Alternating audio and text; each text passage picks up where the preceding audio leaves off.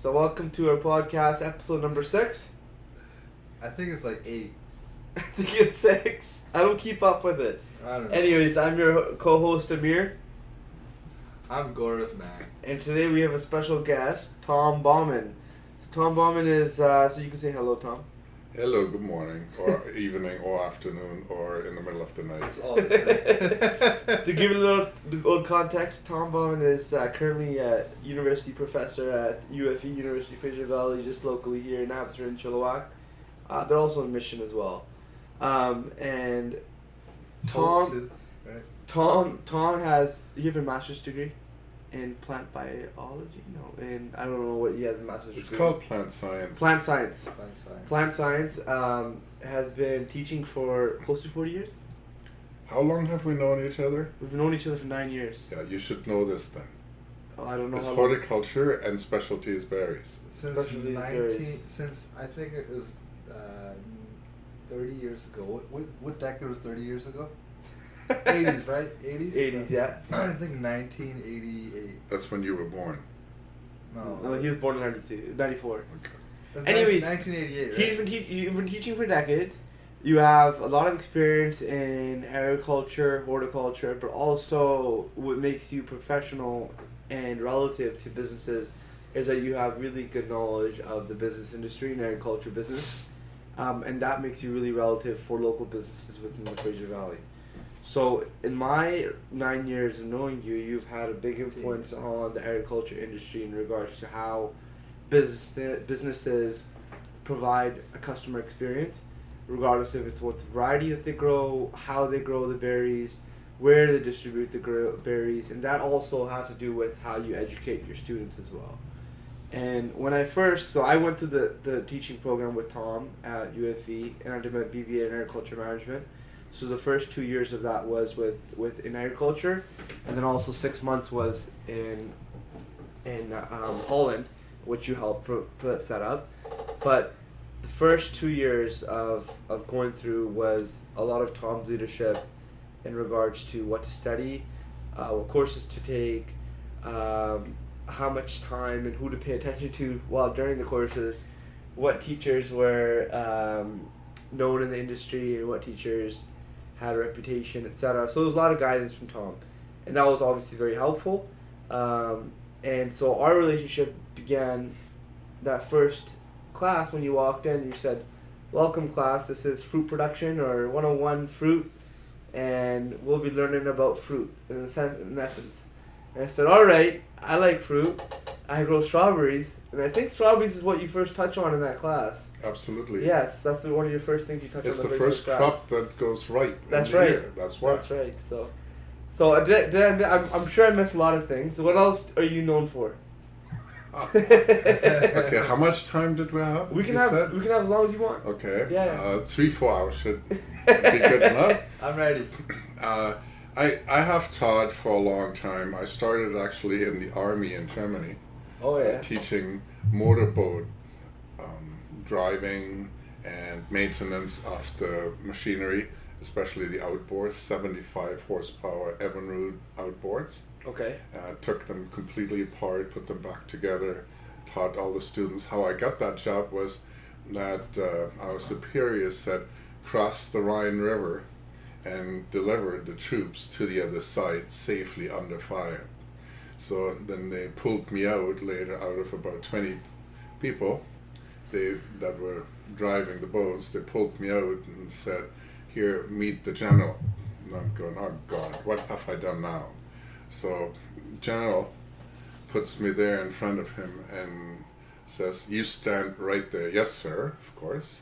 And then everybody else comes there and says, "You all drive like grandmothers. You all got just killed going across the river. You got to drive like this guy. He just opened the throttle, ran into the other side, everybody got out, and he went back for the next batch. That's the way to do it." And that's how I approach every subject. So what I've done since that teaching, I've done exactly the same thing with go full throttle at a subject, and I've become a part of the industry. I was hired first by Murray Driediger and Horstings to help with the research in the strawberry. Because strawberry was then big time business. It was huge. And you all know the story.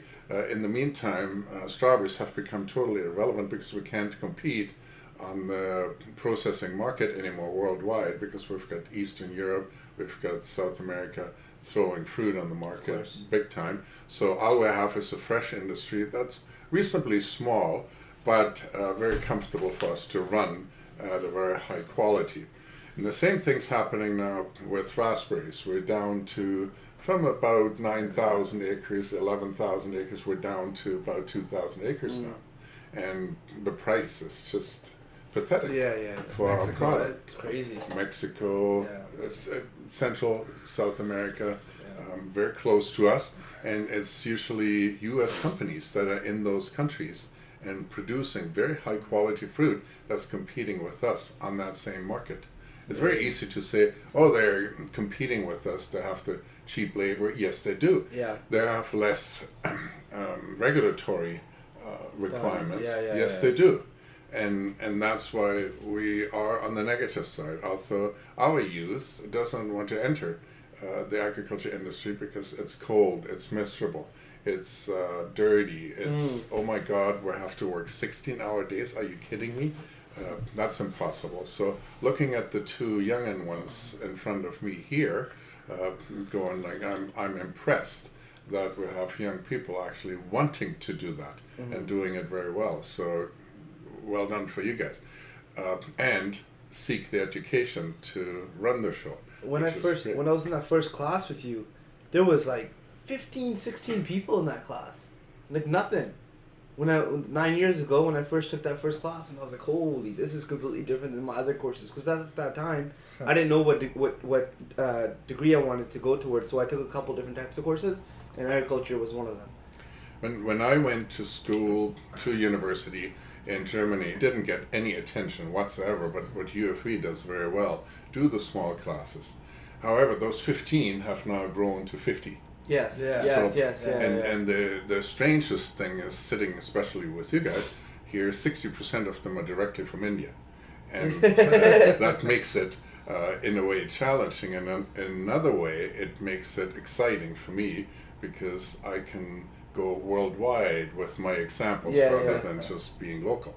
So I didn't finish my thoughts on blueberries yet, and both of you know how I always stick to the topic. Yeah, go ahead. The blueberries came on next, and the blueberries have taken over just about everything now.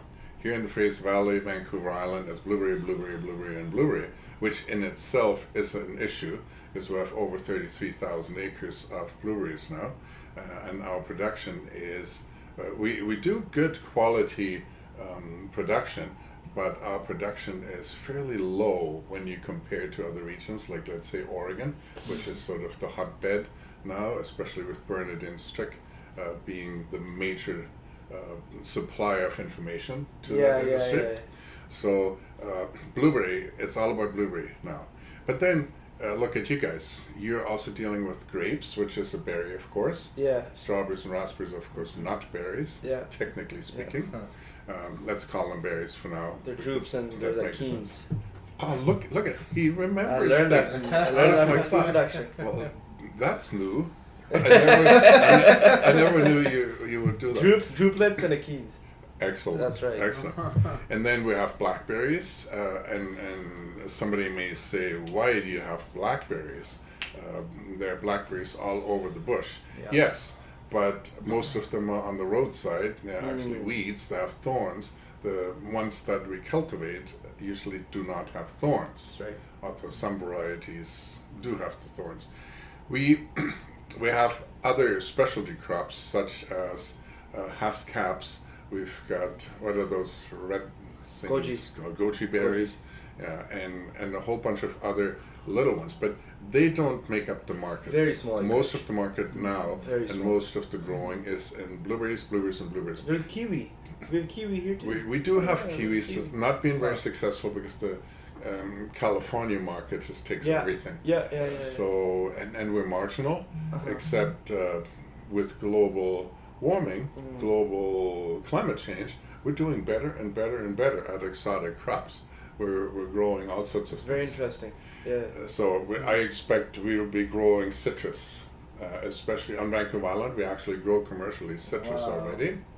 And I think the shores here, we will also get that. But thinking back to our winter this year, February 2019, we are looking at something that we would never have citrus survive out in the Chilliwack, Abbotsford area, but down at the seashore for sure. And there are other regions when you go down the seashore, Washington, Oregon, California, of course they can grow a lot of different things too. So the next important thing for our industry is how do we get the information to the growers? And there's a whole industry that has developed around it. Some of it is run by the supply industry that gives overview of what to use and then specific recommendations. This much fertilizer, this much that, and this much that. We've developed over time, because of consumer demands, we've developed organic supply chains to produce organic crops as well.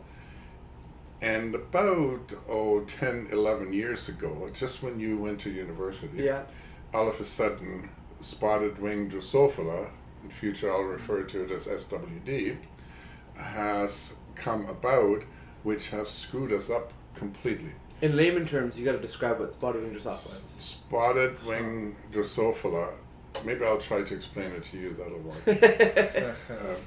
if you're a layman. So, spotted wing Drosophila is a vinegar fly technically, but let's call it a fruit fly. So it goes to fruit.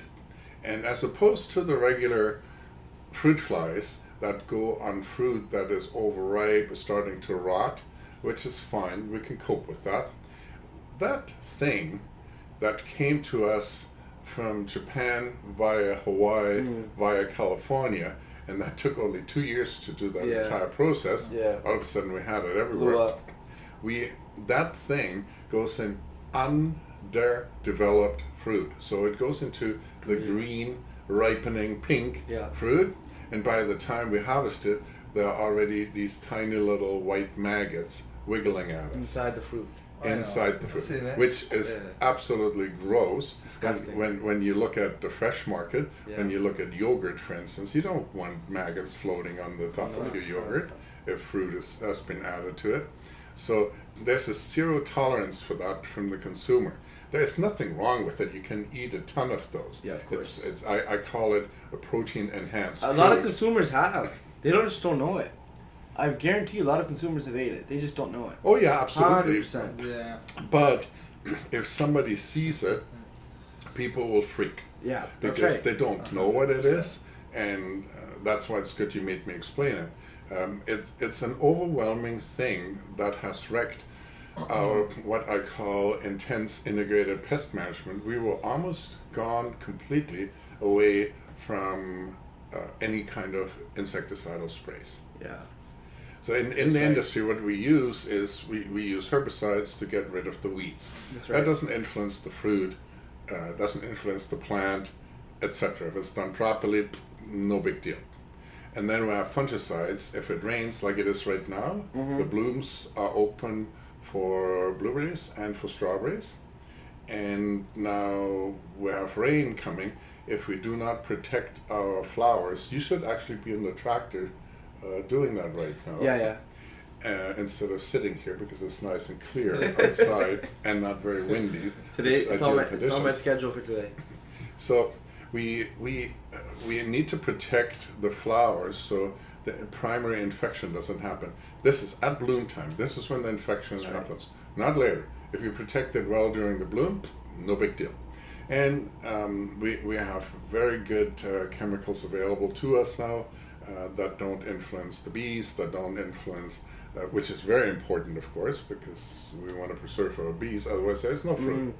We also have to protect the environment with those, and with the chemicals, any kind of sprays, stay away from the watercourse, blah, blah, blah, blah. And that's where our rules here in Canada are extremely strict. And I know the farmers complain about it all the time, but we have very strict rules similar to those that we see in Europe. That's right. Whereas other countries, including the US, they don't have the stricter rules that we do. And especially some countries that we're importing from. And this is what really irks me big time. They can import the fruit having used chemicals that we can't in our industry, and that's unfair to our farmers. That will be brought in, and nobody even checks for it. Yes, there are customers just don't checks. know. No, customers don't know. No that clue. kind of stuff. And that's partially our fault that we do not educate people. So right now, right here, we've just done it. That's right. We are Yeah. educated. That's right. Yeah. That's exactly. So this is the number one reason why I wanted to bring you on here and talk to us, is because we're coming into the time of year when people are gonna want to know, how are your strawberries grown? Okay.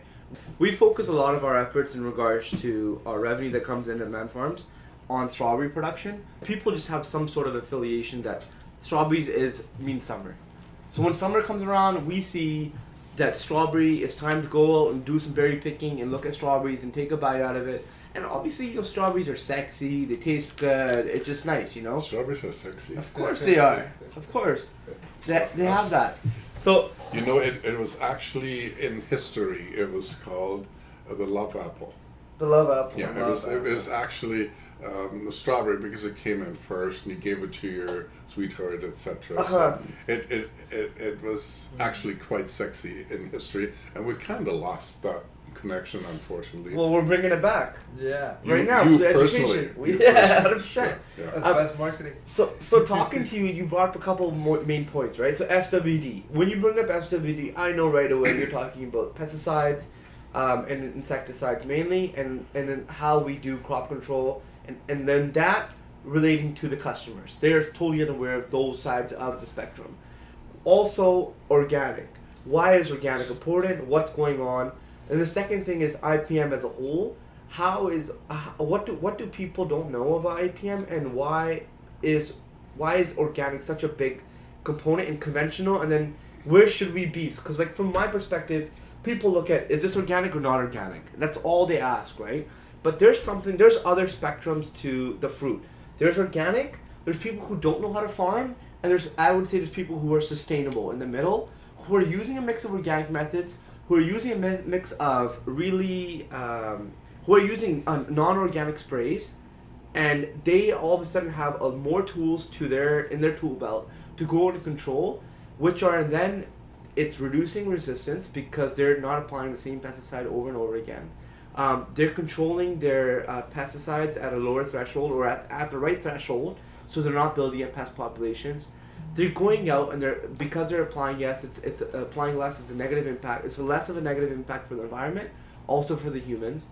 And this is the main concept that people aren't able to grasp, is that organic farmers have pesticides. They apply pesticides. Like, get that straight, people. Organic people have pesticides. Oh my God, I didn't know about that. That's literally it. People don't believe Yeah, that. people don't believe that. No, people will not believe that, and some of those chemicals are just as harsh as other chemicals that we use, and actually some of them are worse on the environment than the ones we use. Did you know that some of the fruit that we eat, some of the vegetables that we eat, are highly cancer-causing? What? Well, all of a sudden, it's very quiet in this room. Yes, they are. But on the other hand, the very same fruit and vegetable is cancer preventing. So it just depends which chemicals you look at. If you want to be a real dolt and you want to put something down, you select just the bad chemicals that are present in a specific fruit, vegetable, and you don't concentrate on the good things that are in it that prevent those chemicals to actually be expressed. So in the overall scheme, fruits and vegetables eaten regularly, and the kind of food guide says that too, are very helpful to you. You don't get fat from them, except if you eat avocados. and if you eat lots of chocolate with it, like I do. But you also get your vitamins, you get your minerals, you get all sorts of, let's say, most of the fruit has allergic acid in it, which has an antiviral component to it, and which is fine. I wish I had some fresh fruit available in the wintertime that is local, never mind from abroad, because this allergic acid could potentially be suppressing those darn flu bugs, because it has antiviral properties, and those happen to be viruses. But going back to what you just asked me, to go into the different, you said spectra of the same, actually you said spectrums, but never mind. We went to the different expressions of how we do our husbandry of the farm. And husbandry in this instant means, how do we grow? That's right. So That's it. how do we grow? We have a fantastic opportunity these days, and we're grabbing that by the lapel and pull it in and work with it.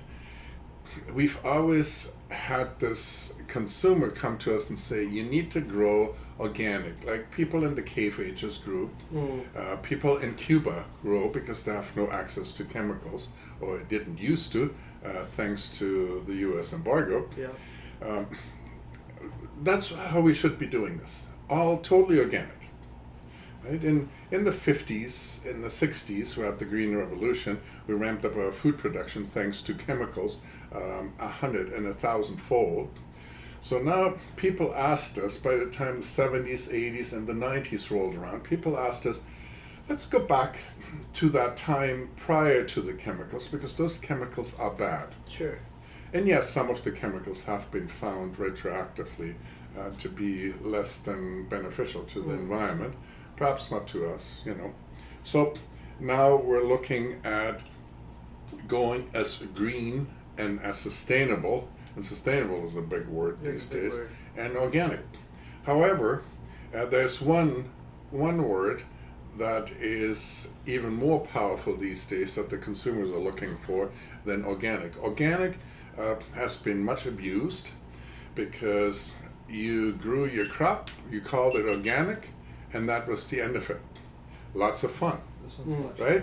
So everybody grew, sprayed this, that, and the other, called the crop organic, and the consumers were perfectly happy. They didn't know about the sprays.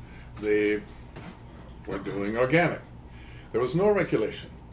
In the US and in Canada now, there's legislation that says thou shalt not call it organic unless it's certified organic. And what that means is we actually have a body that looks after that, and we have several of these certifying bodies here in Canada and in the US that say, okay, we're coming in randomly. We're going to check you. You always have to turn around and look over your shoulder with whatever you're doing, because we will make sure you adhere to the code that you just signed up for, to not use those particular chemicals, to not use genetically altered material, or GMOs. You do not do this, that, and the other. Give you an example. About 20 years ago, I was involved in telling somebody how to put a vineyard in the U.S. And one of the things was, I said, well, we need cedar posts because they rot less, because you want to be organic, and that's an organic thing to do. Oh no, we can use, under certification, we can use chemically treated Pressure-treated posts with arsenic and also zinc and everything else under the sun. Everything else I don't even want to be close to, because I think I'm going to die from it. So that was not good certification. We now have the law in place, so if you go shopping as a consumer, what you can do is you can ask to see the letter of certification or the certificate of being organic, certified organic. And if people don't want to show you that or don't have it, they're not organic, and they're not allowed to use the word organic. It's really good that this came in, because now there's actually a standard that the consumers can trust. Of course. And that has changed things big time. Organic growers can use fertilizers, just about all the fertilizers that we use in regular commercial growing.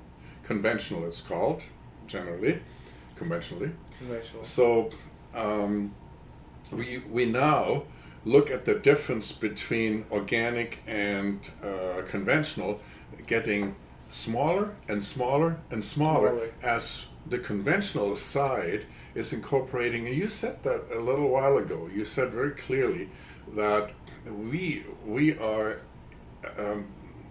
using some of the organic ways of growing. Tools. Yes, of course. You don't want to wreck your soil. Of course not. You don't want to wreck your plants. You don't want to poison the consumer. You don't want to do this, that, and the other. Exactly. You want to have your water to flow off, if any of it flows off, just as clean.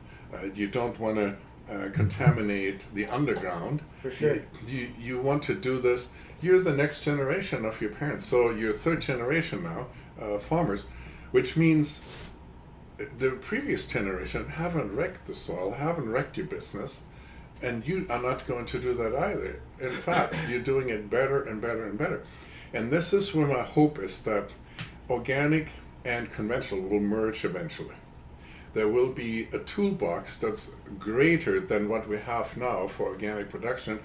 For instance, with SWD, the spotted wing Drosophila, that noxious fruit fly, we now have just about nothing. There are 2 chemicals we can use in organic production, but it doesn't work very well. No. So we do have, in conventional, we do have chemicals that are able to suppress or control. To do that, to control the insect. That's right. And we must control the insect. That's right. Because if you get caught at the processing plant, at the packing plant, having these at a certain rate, which means greater than zero, in your fruit, you'll be rejected. The fruit will be thrown out. But I understand. That's a cool part, right? Your fruit will be thrown out. So what I'm hoping for is that we do what you call IPM, that we still have a little bit left over, another tool in the toolbox of the organic production, and be able to control that too. So, but the thing is this: if your fruit is being thrown out, so what does that mean? The farmer doesn't get paid, right? But on top of that, that means that acreage that was set out in the world to feed people is not sustainable. That all those inputs that a farmer put into that one acreage produce this fruit, which is now going in the trash or thrown out or different grade or whatever. It's not feeding that specific target market that they tended to feed. Correct? You got it. Right? And how is that a sustainable way of farming?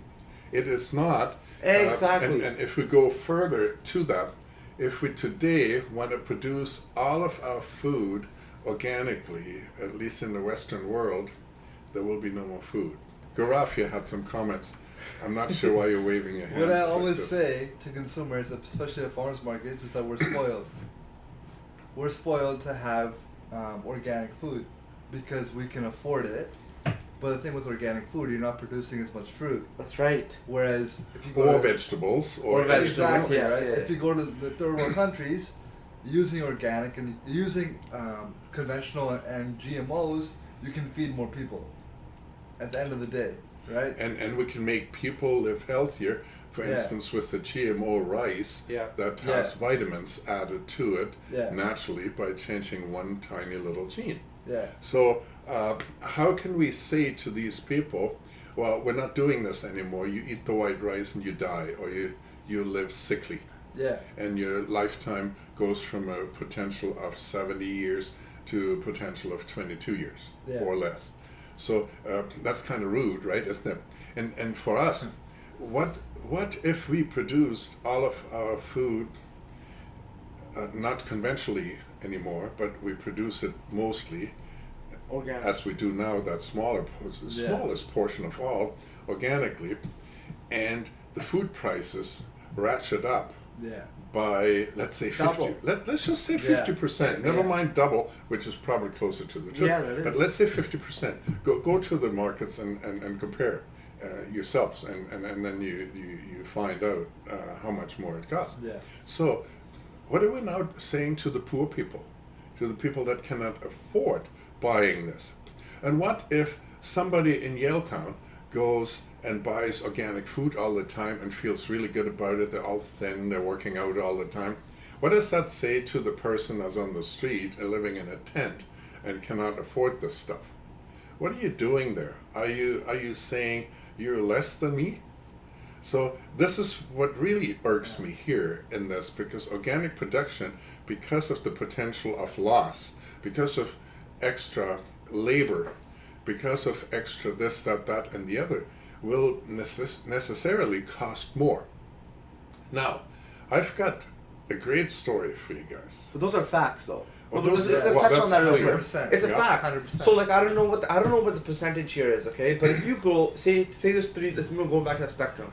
There's a conventional farmer, hardcore conventional farmer.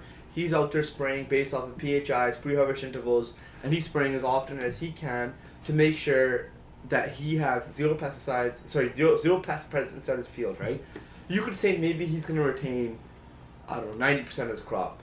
Okay, just say. That's what I always calculate, about 10% losses Sure. in conventional production. Sure, okay? Okay. Then you have somebody on the organic side of things, right? Which is farming purely certified organic. He's growing the same amount of land, right? He's a next door neighbor, and he can only grow organically, and he has pest present in his field. He has weeds present, so pest meaning weeds, bugs, funguses, anything that's inhibiting the growth of that crop, right? Yeah. Okay?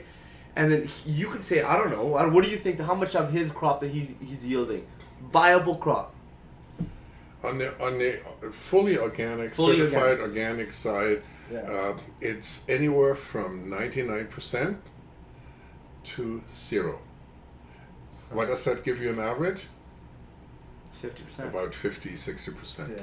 So he's losing another 30-40%, okay? Because Yeah. you could actually lose an entire crop. 100%. Oh, 100%. I've had, so for example, strawberries, sad. I've had, let me just continue on this. Somebody like us, which is on the sustainable side of things, I consider myself sustainable in regards to how we're farming.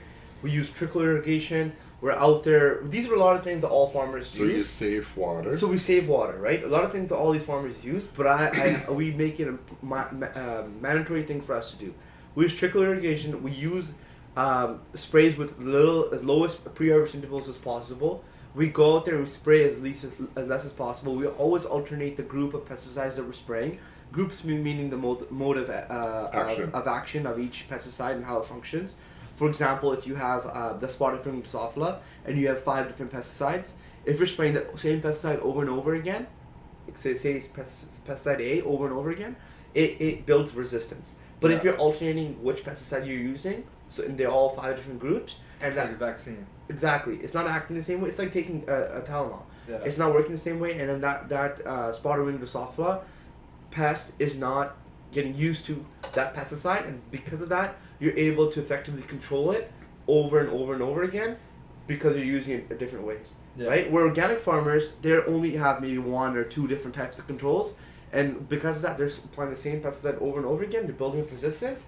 Then they have to spray more often, Yeah. right? Spraying more often obviously increases prices. Yeah. It's worse for the environment. It's worse for human health, right? Mm-hmm. Secondly, they have to spray more of that same chemical, which is not legally allowed. You're supposed to only spray it within you only have a margin of what you spray. Yeah. But I know some farmers which are spraying more than the limit. Well, right? let's just eliminate farmers that don't adhere to the rules. So okay, I understand. Because that doesn't make any sense in the No. first No, place. exactly. Whether it's organic or non-organic doesn't Yeah. matter to me. Totally. That's useless and that's dangerous. 100%. And that's very, very few people that will try this maybe once. And if they get burned, oh boy, are they in big trouble. Yeah. Yeah. No, Let me sure. give you the perfect example. And this is what I'm saying. No, but we're it's- sustainable. Let me finish that off. Yeah, So okay. we're sustainable. We lose another 5 to 10%. Yeah. Okay, but we are just as healthy as organic farmers in my eyes because we're following PHIs like every other farmer. PHIs mean the pre-harvest interval. How much time you have to wait before you go out and harvest the crop. We're following REIs, re-entry intervals. That means how much time you have to wait until you go into the crop and expose yourself to that exposure. As right? a worker, as a or as the worker, farmer. as a farmer, as you're picking, etc. Okay, And so, because we're following those things, which have been deemed by the government bodies over like 10 years of testing a pesticide, there's very little or zero residues left on that crop, okay? And then on top of that, we're spraying less often because we're using different types of tools to do the same job, whereas organic farmers have to use the same tools over and over again. Which means you increased your toolbox, and this is where we come to integrated pest management, where we're integrating everything we possibly can do to limit what I call the last resort, which is the chemicals. So we're using, first of all, mechanical means, like the weeds. You can trash the weeds between the rows by equipment. Even within the rows, there's this, there's a weeding robot coming That's out. right, that's right, And yeah, the yeah. this and the that and whatever. We do that, we cultivate. The Yeah. cultivation. You cultivate yes. or rotivate, yeah. Yeah. And even hand hoeing, if you're organic, you Yeah. have to do hand hoeing, but then this costs you a fortune because of human labor. That's right. That's somebody Yeah. that doesn't really want to do this. That's step one, physical.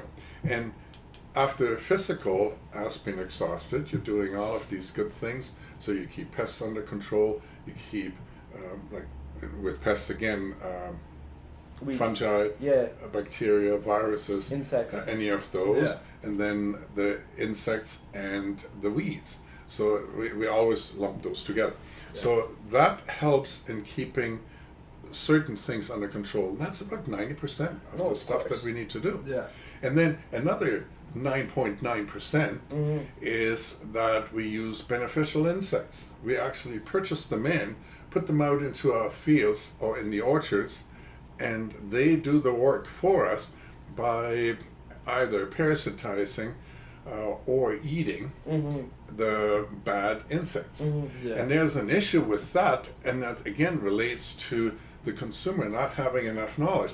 You have this little spider web in the calyx side, in the flower side Yeah. of the blueberry, for instance. People go crazy about Yeah. that and go like, "Oh my God, I'm gonna die! I'm gonna die." The spiders are actually positive. All you have to do is just swish them and it's gone, or eat it too. It's very beneficial, yet people freak. Yeah. Has anybody ever seen, maybe somebody who's listening now, have you ever seen the larva of a ladybug?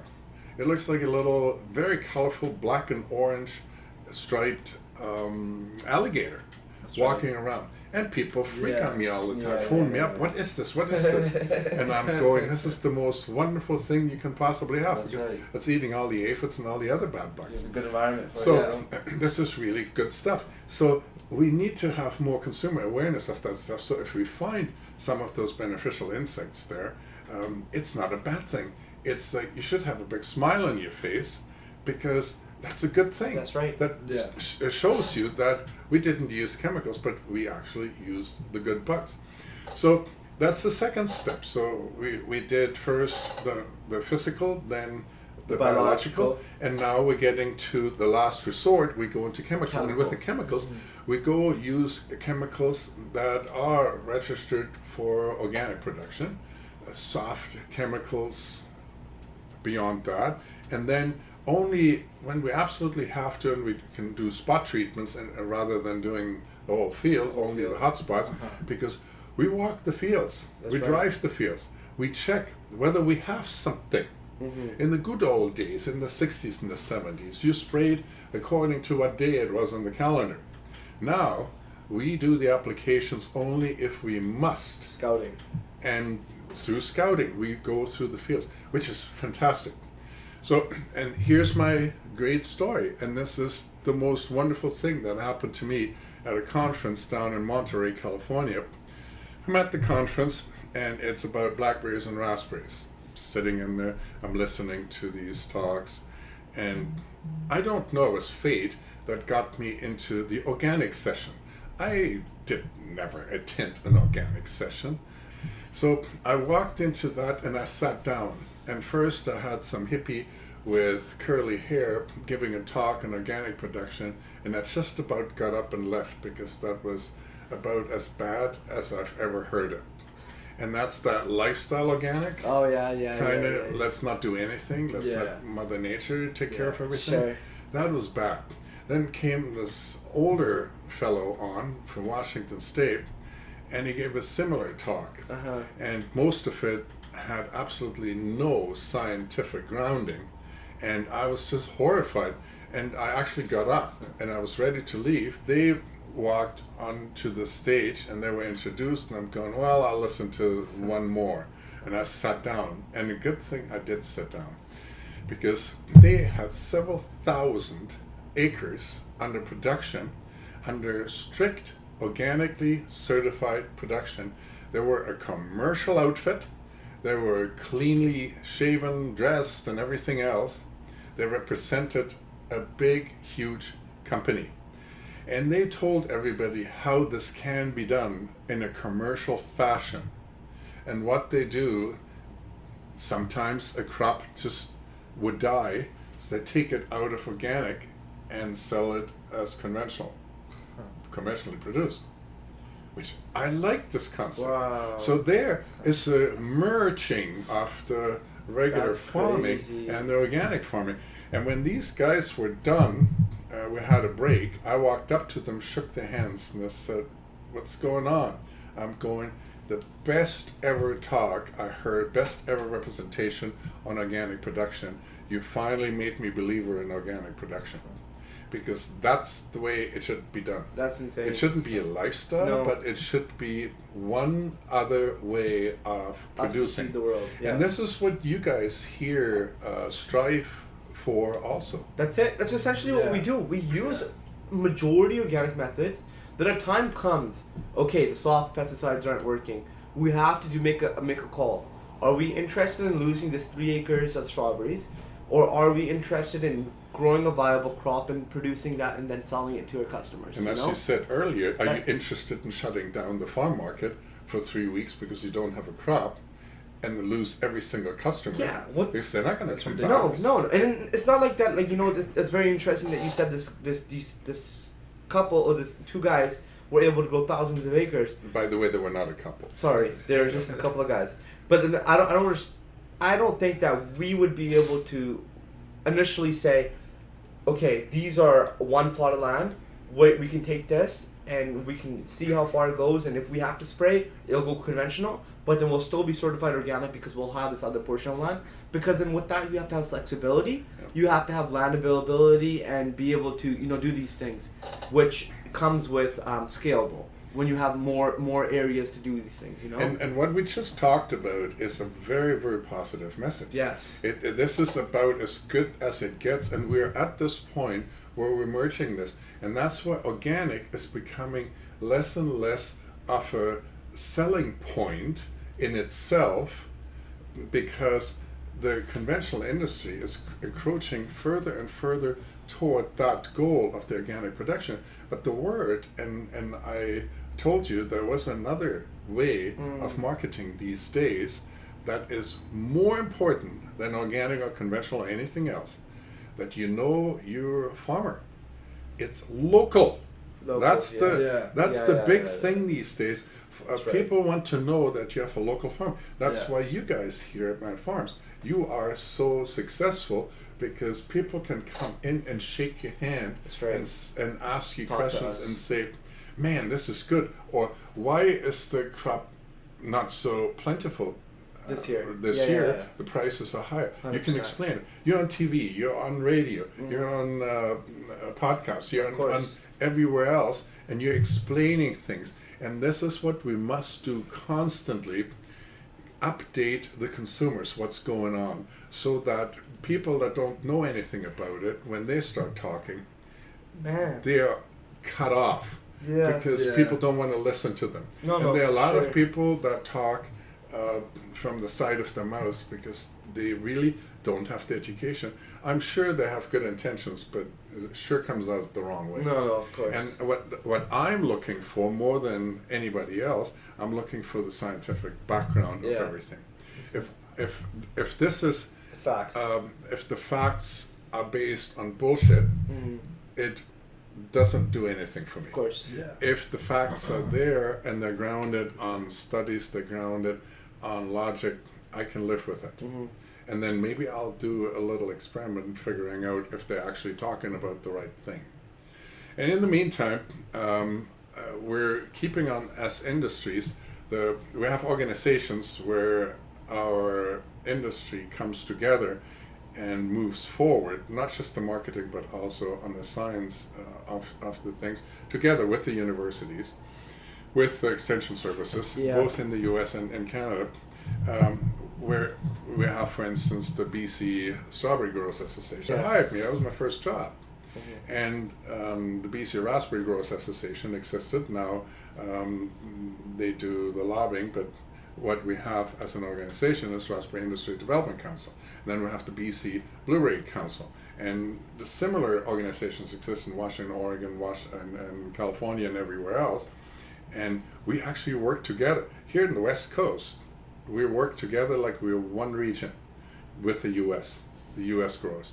And this is where we make progress. When SWD first showed up, all together in our regions, we put several $1 million into the research, how we can combat that.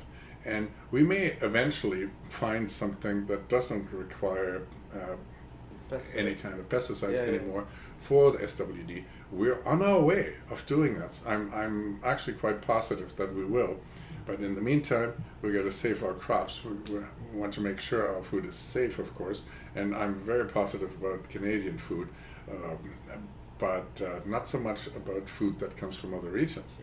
Because I know our rules. For sure. No, it's really positive to hear that you're seeing examples of how people are working in harmony with organic and conventional. And especially some farmers are providing a certified organic option. But at that point where they need to make that call, they are then going conventional. Right? There was a push. I would say it's now probably 22, 25 years ago, where one of the researchers at the Agassiz Research Station of Agriculture and Agri-Food Canada, the equivalent of the USDA in the US, made a proposal for what he called the green print.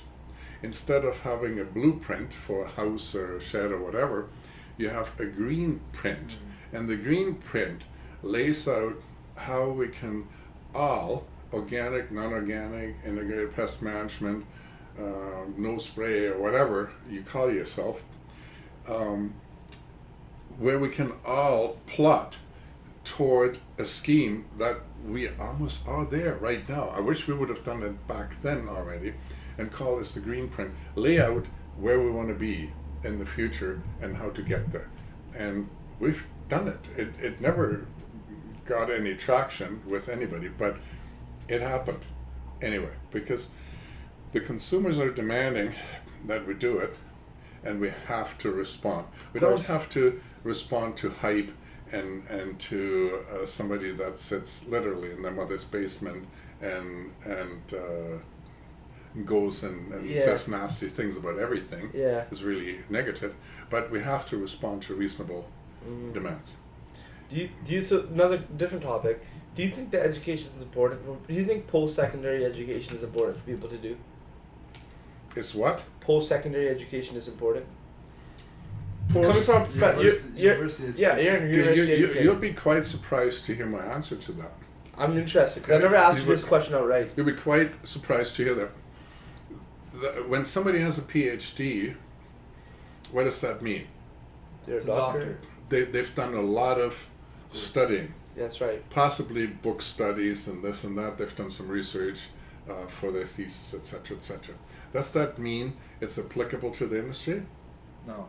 Doesn't matter. It may or may not. Yeah. And I have, throughout my career, made it something very special that I work with the industry at all times. And if there's something that I want to investigate that has absolutely no bearing in the industry, I don't do it, because that becomes useless to the industry. There are some research institutions that will do basic research to find out some of the basics that I use in my research that people like me use in our hands-on research and working with the farmers. I've done every single research project together with either farmers themselves or with the industry groups.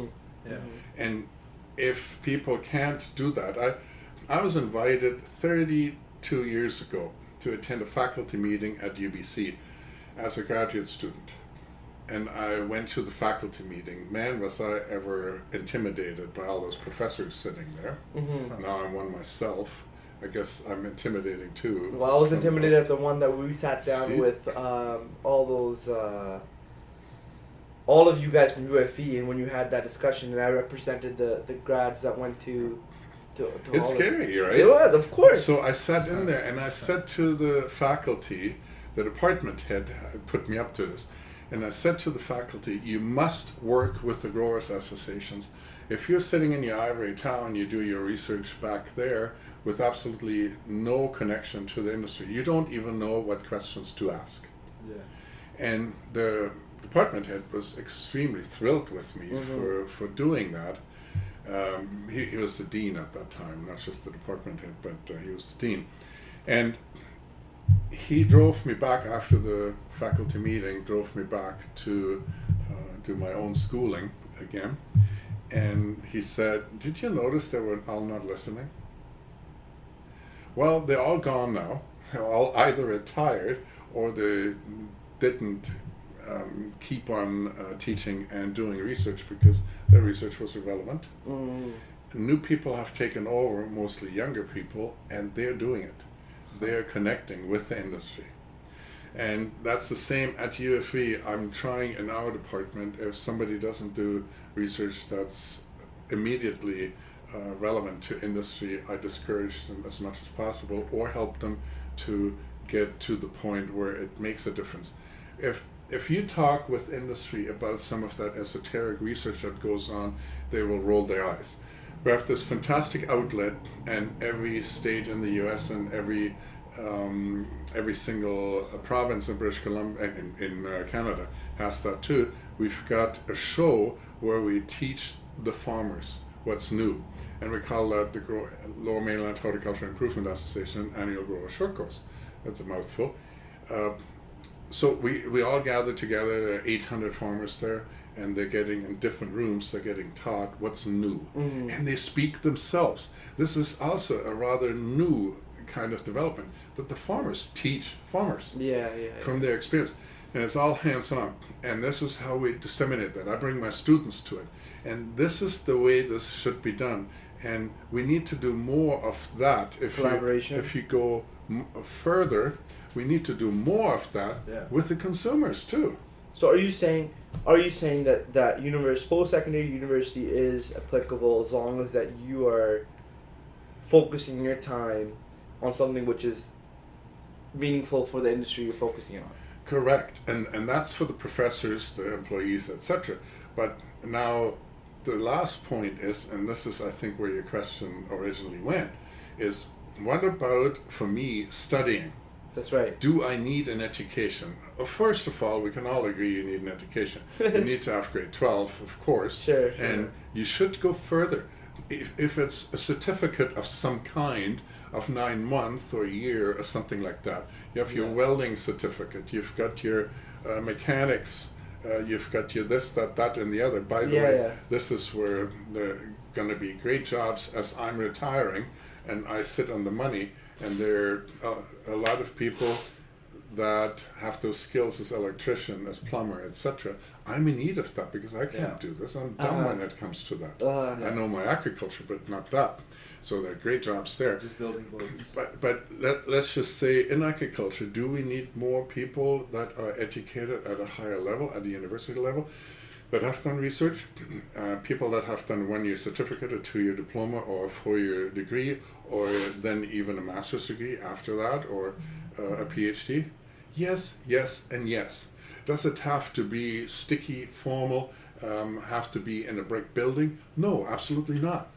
Yeah. We can nowadays, when somebody enters university for, let's say, a 6-year, 7-year, even 10-year term, which I did about 11 years at university until I had my final degree and be done, both in Germany and in British Columbia. So when somebody comes in, the job that they're going to have hasn't even been made yet. everything revolves so fast. We don't even know what we're teaching them for. Yeah, that's right. Yeah. So we have to be very innovative. We have to be way ahead of the industry, way ahead didactically on the teaching, how we teach these people. And especially in agriculture, it's my privilege to work with an industry that's very hands-on. We have food all the time. In the classes, I bring food all the time. The students bring food. We create food. Mm-hmm. It's spectacular when we can do this and can yeah, show for sure. people. Right now we're growing papayas. We've just had our yeah. first 1.5 pounds of coffee Yeah. that we made in the greenhouses, of course.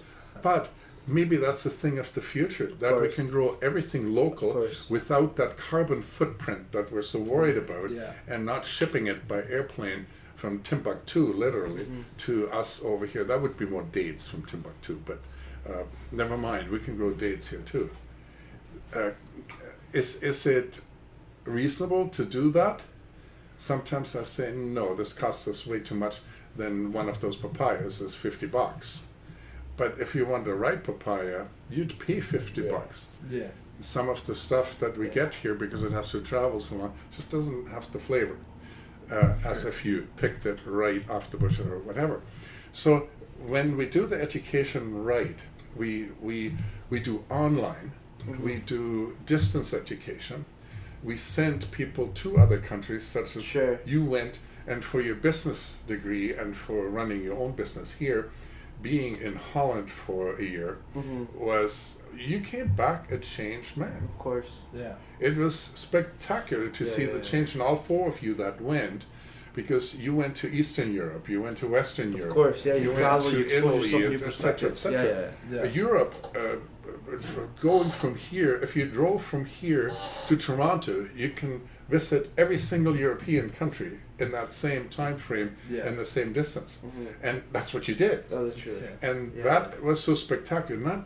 Not so much going to the university, Yes, exactly. but being exposed 100%. to a different culture or different cultures. Yeah. And that I can only wish for, that everybody does that. Yeah. Everybody gets a different perspective. 100%. And then when they're asked to make a comparison between this, that, and the other growing technique, they will have a vast pool of knowledge to pull from, rather than something they just read in the headline from one of the Huffington Post or the Yahoo or whatever other sources of maybe news.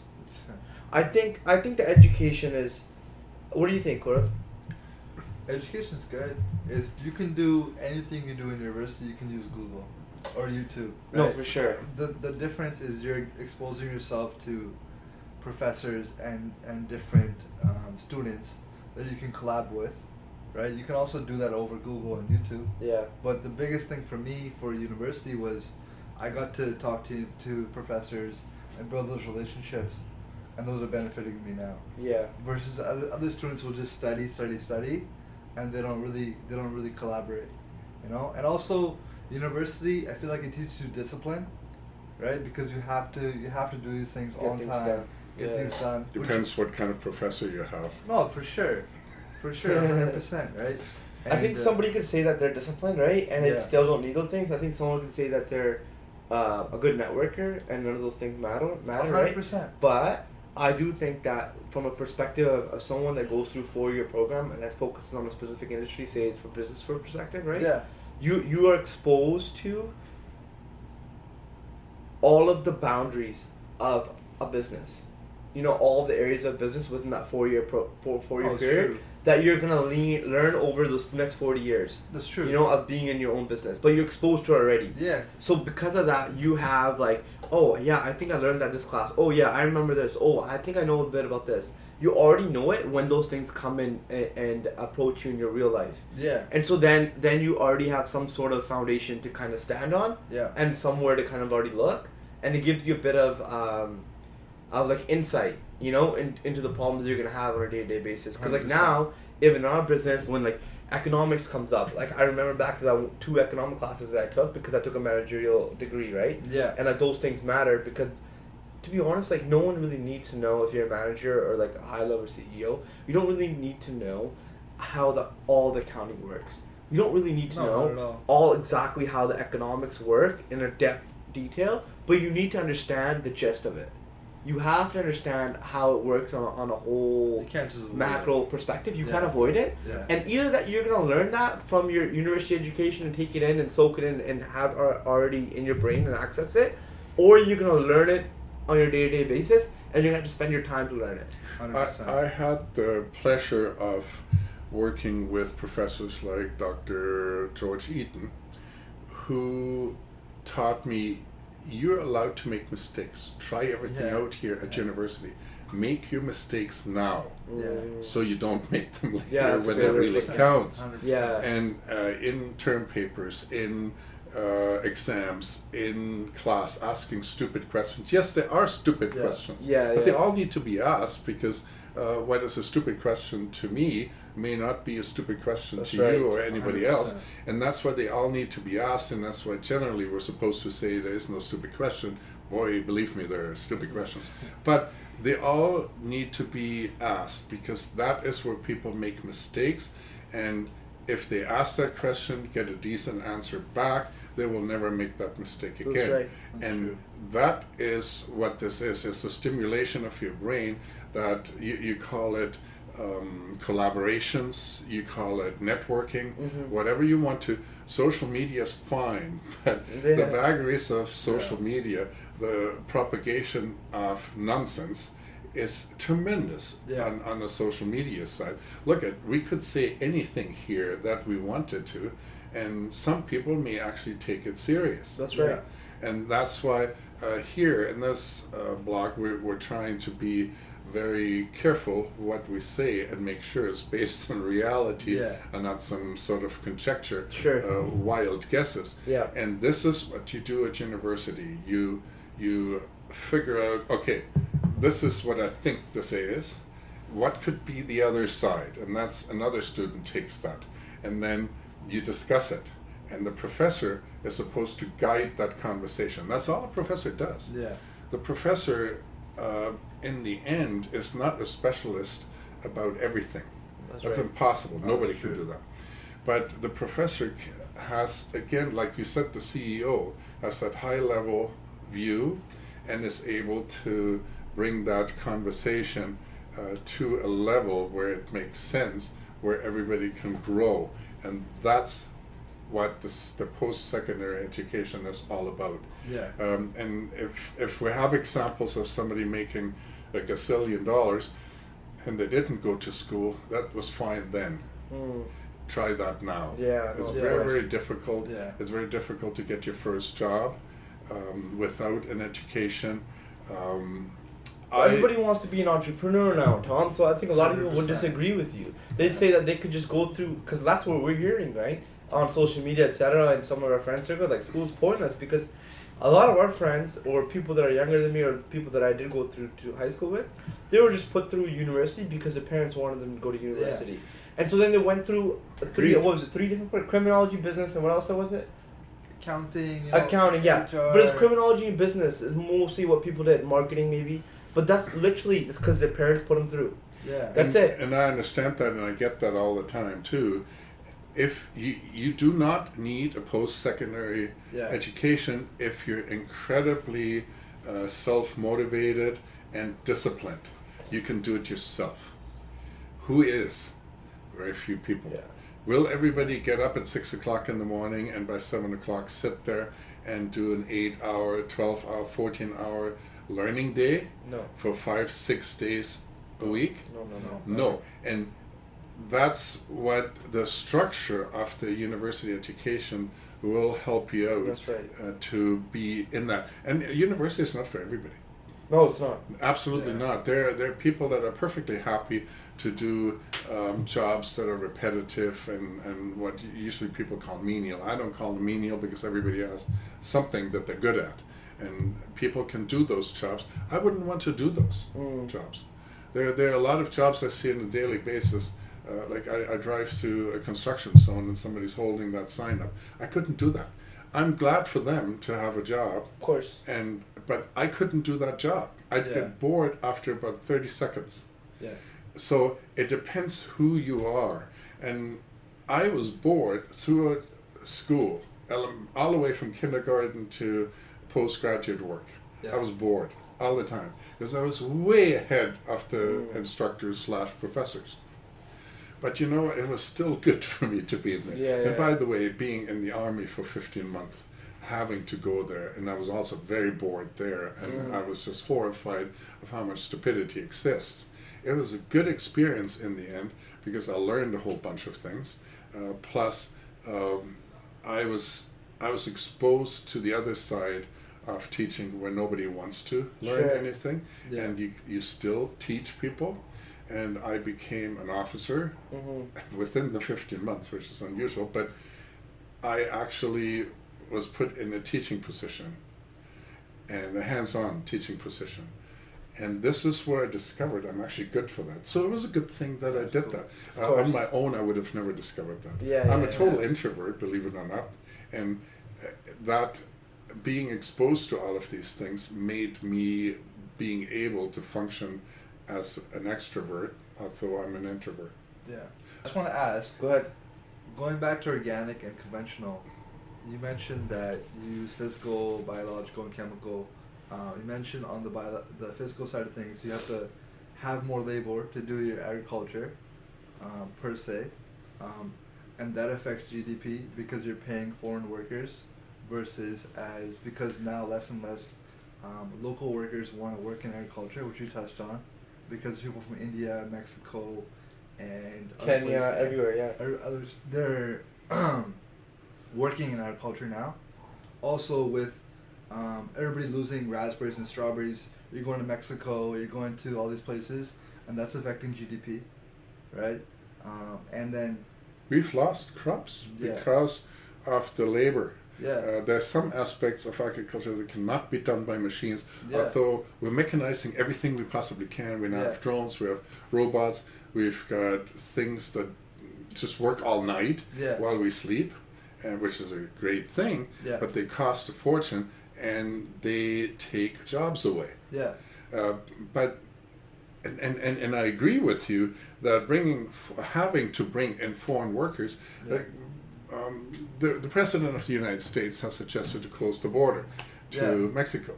What would happen as a movie that was, what if all the Mexicans didn't show up for work? I'm not sure the exact title, but if they didn't show up for work, they wouldn't have any food anymore in the U.S.